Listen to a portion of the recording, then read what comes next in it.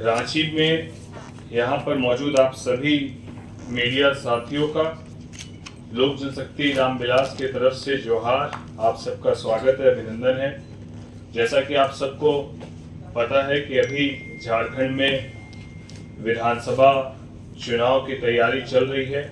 13 तारीख को पहला मतदान होना है पहले चरण का, और लोक जनशक्ति पार्टी की तरफ से झारखंड का सहप्रभारी होने के नाते हमारी पार्टी चतरा में चुनाव लड़ रही है एनडीए अलायंस में, जिसमें जनार्दन पासवान जी हमारे प्रत्याशी है। और उसके साथ ही साथ वहां के बाद बोकारो, धनबाद और जमशेदपुर अलग अलग एनडीए के साथियों के लिए प्रचार करते हुए अभी हम लोग रांची आए हैं। और यहाँ पहुंचने का मकसद लोक जनशक्ति पार्टी के संकल्प पत्र को आप सभी लोगों के समक्ष झारखंड के लिए लोक जनशक्ति पार्टी क्या सोचती है और झारखंड के चौमुखी विकास के लिए लोक जनशक्ति पार्टी की भूमिका क्या होने वाली है, इन तमाम विषयों को हमारे संकल्प पत्र के माध्यम से झारखंड की जनता के बीच हम लोग जाएंगे। और जिस तरीके से इस संकल्प पत्र की आवश्यकता इसीलिए पड़ी क्योंकि जिस तरीके से झारखंड में महागठबंधन की सरकार में लोग खुद को ठगा हुआ महसूस कर रहे हैं, जिस तरीके से अपराध देखा जा रहा है, जिस तरीके से भ्रष्टाचार देखा जा रहा है, जिस तरीके से सरकारी तंत्र पूरी तरीके से लचर अवस्था में है, यहाँ तक कि अलग अलग विधानसभाओं के दौरे के दौरान नौजवान साथी, युवा साथियों के द्वारा जो आक्रोश दर्ज कराया गया वो आक्रोश देखने योग्य था। और वो आक्रोश इसीलिए था क्योंकि खुद नौजवान साथी कह रहा है कि हम लोग विगत 5 सालों में 100% अपनी तैयारी किसी भी तरीके के झारखंड के एग्जामिनेशन के लिए करते हैं, तो यहाँ पर सभी सीटों पर कमोबेश झारखंड की जितनी भी सरकारी बहालियां हैं वो सब में भ्रष्टाचार अपने चरम पर है। योग्यता के आधार पर नहीं बल्कि भ्रष्टाचार के समलिंगता के आधार पर यहाँ पर सभी सरकारी बहालियां की जा रही हैं। और ये आक्रोश नौजवान साथियों का आने वाले झारखंड विधानसभा के चुनाव के परिणाम में आप सबको देखने को मिलेगा। तो लोक जनशक्ति पार्टी और हमारे नेता आदरणीय चिराग पासवान जी का संकल्प झारखंड को बेहतर चौमुखी विकास हो, भ्रष्टाचार मुक्त हो, शिक्षा युक्त हो, स्वास्थ्य युक्त हो, और किस तरीके से सभी सरकारी जितने भी कार्यालय हैं, जितने भी विभाग हैं, वहां पर किस तरीके से ऑनलाइन व्यवस्थाएं सुनिश्चित की जाए ताकि लोगों को कम से कम परेशानियों का सामना करना पड़े और भ्रष्टाचार मुक्त झारखंड की ओर हम लोग अग्रसर। यहाँ पर आज हमारे साथ हमारे झारखंड के सम्मानित प्रदेश अध्यक्ष वीरेंद्र प्रधान जी भी हैं, हमारे साथी हमारे भाई आदित्य प्रधान जी भी हैं, पार्टी के हमारे शिवजी कुमार जी भी हैं और अभिषेक राय जी भी है, सहित सभी हम लोग पार्टी के पदाधिकारी। हम लोग का प्रयास यही है कि झारखंड में चतरा सीट जो कि 50,000 से ज्यादा की मार्जिन से हम जीतने जा रहे हैं, इसके अलावा जितने भी हमारे एनडीए के साथी झारखंड में अलग अलग विधानसभाओं में चुनाव लड़ रहे हैं, एनडीए के उन तमाम प्रत्याशियों के लिए हम लोग अपना 100% देकर झारखंड को महागठबंधन से मुक्ति दिलाकर और एनडीए की सरकार बनाने के लिए हम लोग सब संकल्पित हैं। और इसी के साथ आज हम लोग अपने संकल्प पत्र को आपके बीच साझा करने के लिए आए हैं।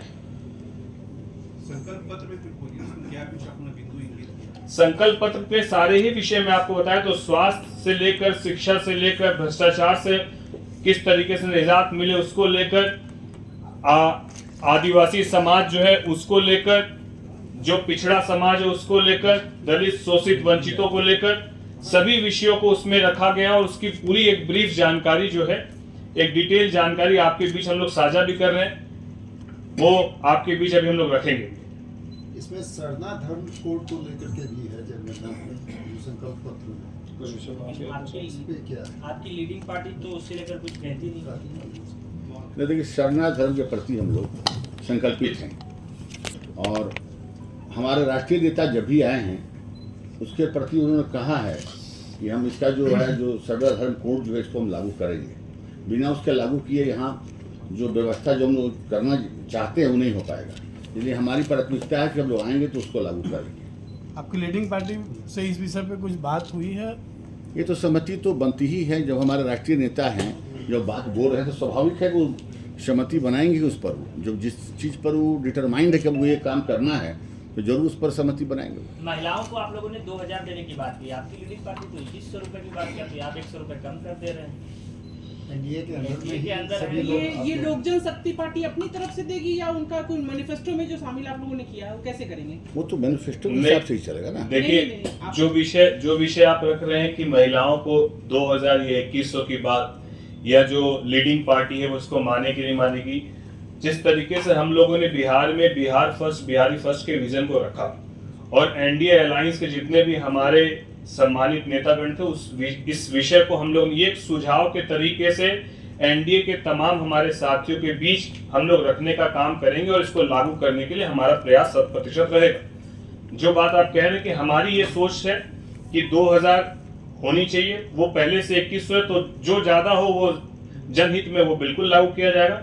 ये हमारी सोच पहले से, एक मैनिफेस्टो हमारा पहले से बनाया गया था कि हम लोग को ये काम करने हैं। तो जब भी ये काम होंगे एनडीए अलायंस के सभी हमारे नेतागणों को विश्वास में रखकर ही किया जाएगा।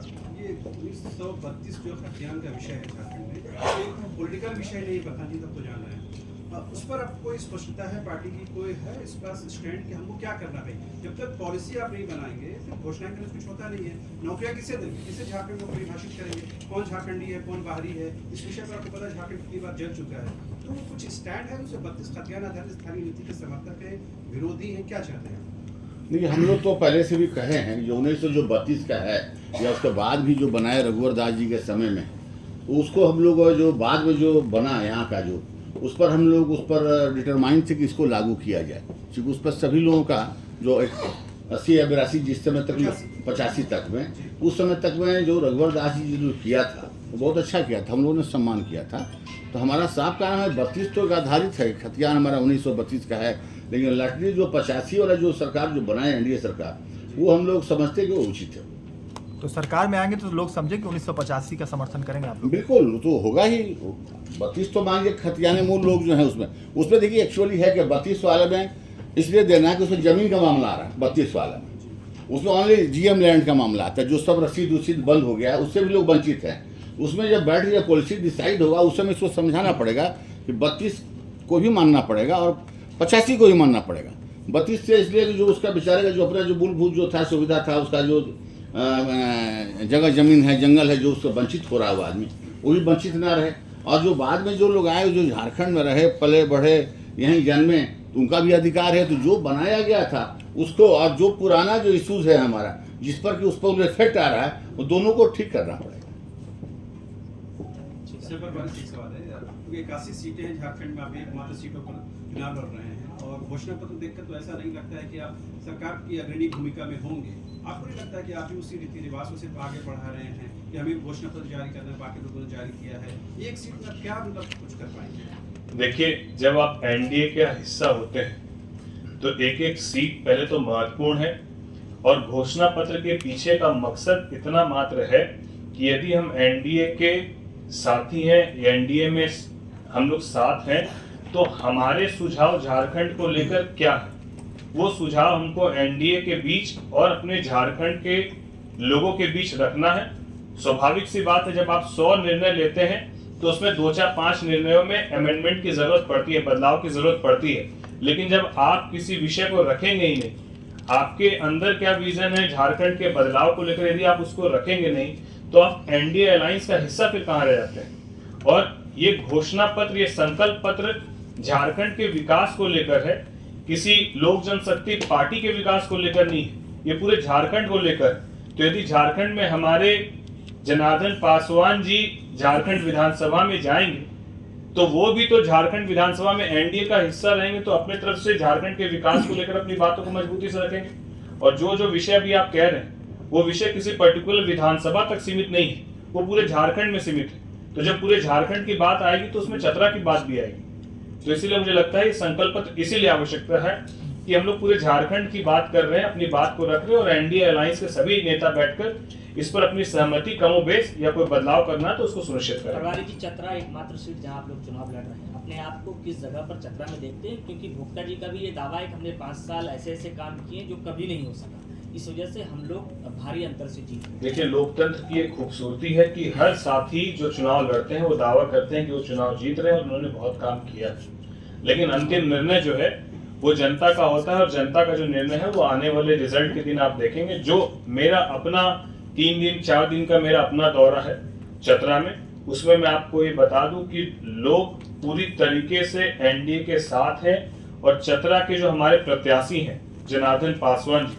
उनके पूर्व के कार्यकाल को भी चतरा के लोगों ने देखा है, जितनी सरलता से और जिस तरीके से पूरे कार्यकाल, बीते हुए कार्यकाल में उनके ऊपर कभी कोई भ्रष्टाचार का आरोप नहीं लगा, और आज जो वर्तमान में वहां के विधायक हैं उनकी कार्यशैली से भी पूरे लोग कहीं ना कहीं अवगत है, और किस तरीके से केवल लोगों ने सायरन की आवाज सुनी और लोगों ने चतरा में यदि विकास होते हुए देखा तो केवल जो वर्तमान विधायक है उनका ही विकास होते हुए देखा। चतरा की सड़कें आज भी चीख चीख कर बता दी कि चतरा की स्थिति क्या है और भ्रष्टाचार किस चरम पर है। तो आने वाले परिणाम जब आएंगे तब आप देखेंगे, कम से कम यदि मार्जिन होगा तो 50,000 से ज्यादा की मार्जिन होगी। और ये बात मैं इसीलिए कह रहा हूं कि जहां महागठबंधन के वोट बैंक है, हम लोग वहां भी दौरा करके आए, वहां भी लोगों के अंदर कहीं ना कहीं वर्तमान विधायक के प्रति आक्रोश देखा गया।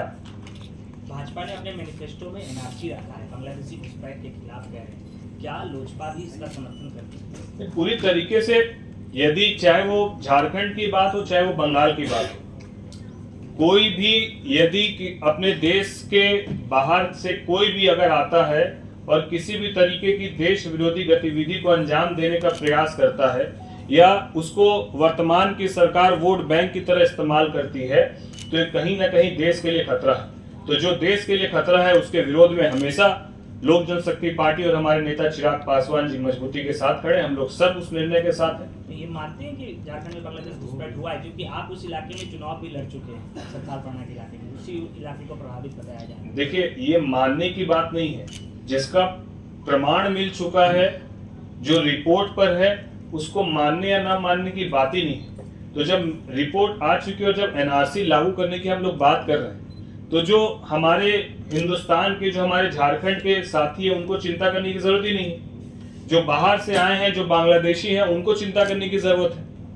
तो इसीलिए हम लोग मानते भी हैं, और हम लोग एनडीए के अलायंस के साथ और हमारे नेता इस विषय में अपना पूरा समर्थन भी रखते हैं। रिलीज कर दिया जाए सब लोग मिलकर संकल्प पत्र। लॉन्ग